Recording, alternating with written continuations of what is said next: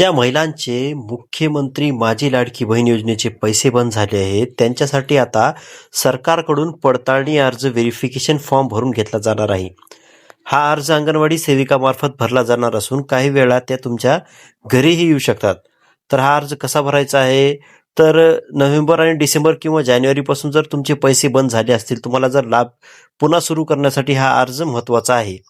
आता अर्जामध्ये कोणती माहिती भरायची आहे? तर या अर्जामध्ये तुम्हाला तुमचे नाव, आधार नंबर, अर्ज क्रमांक, पूर्ण पत्ता आणि लाभ कधीपासून बंद झाला याची माहिती तसेच एक घोषणापत्र भरावे लागेल.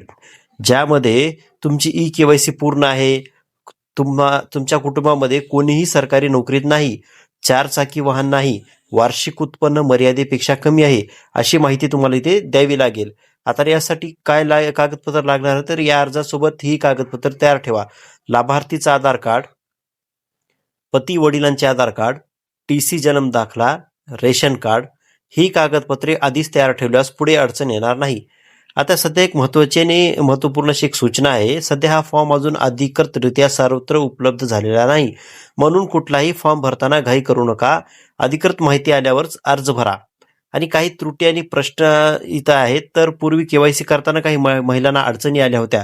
त्या म्हणजे घटस्फोटित किंवा एकल महिलांचे कागद, अपूर्ण के-वाय-सी आणि चुकीची माहिती या सगळ्यामुळे काहींचा लाभ जो आहे तो बंद झाला होता आणि यावर लवकर सरकार मार्ग काढणार आहे. तर शेवटचा संदेश असा आहे की जर अंगणवाडी सेविकेने तुमच्याकडे हा फॉर्म आणला तर तो नीट आणि पूर्ण माहिती भरून द्या.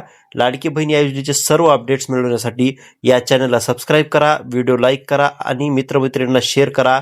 धन्यवाद. पुन्हा भेटू पुढच्या एका महत्त्वपूर्ण अशा व्हिडिओसोबत.